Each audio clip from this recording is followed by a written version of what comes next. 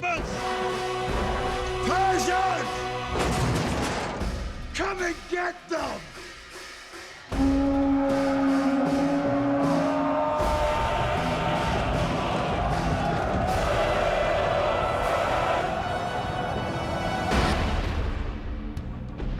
Do you remember the first time you saw the graphic novel or the comic book 300? Well, I got the singles when it first came out. And those, those were really, I'm a Frank Miller fan, so I thought they were great. Then when the hard copy of the book came out, I got that. I thought that was really cool. It's like a perfect format for that thing, you know, that long. So it's kind of cinematic.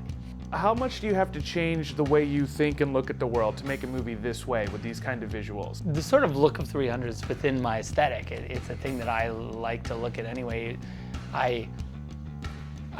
We didn't think about it that hard, other than that, yeah, we want to make these images real, but the actual process is pretty straightforward. It's just the artists that I hired and sort of my point of view, you put all that together and that's how you get the look of 300. It's a particular, it's not a particular technological feat more than it is just a particular feat of perspective. Amazing performance from Gerard Butler, I thought. He sort of struck me as like almost like a new Sean Connery in that. Absolutely.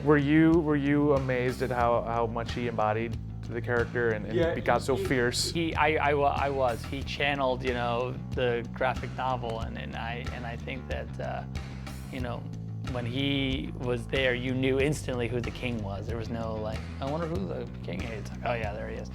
So yeah, no, he did a great job. You bring the crowns and heads of conquered kings to my city steps. You insult my queen.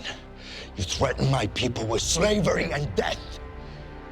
Oh, I've chosen my words carefully, Persian. Perhaps you should have done the same. This is blasphemy. This is madness. This is Sparta!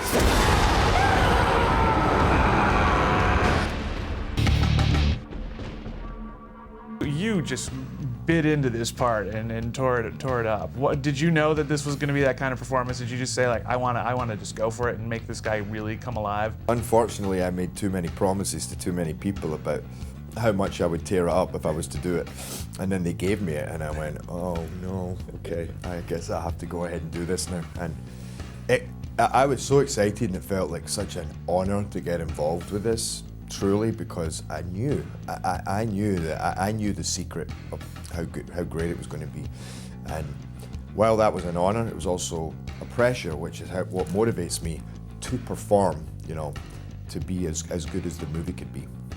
So the challenge was on. The physical condition that you had to get into was, I mean, you guys were crazy with the six packs. The physical conditioning. The genius of that is it isn't just the physical conditioning, it is the mental conditioning.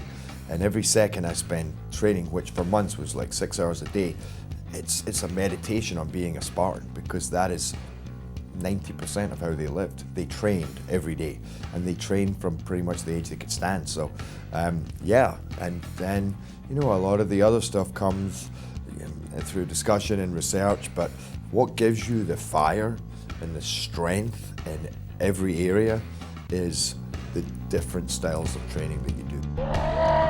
You know, physically I had to work out a lot. I was literally, I mean, I was shooting something else that I was very, I had to lose a lot of weight, like around like 35 pounds at that time. And then when I got cast for this part, it was the opposite way. So I just had to work out for 4 months or something like that. And also, you know, shave my whole body, since, you know, Frank Miller's vision of the character, you know, he describes he was hairless.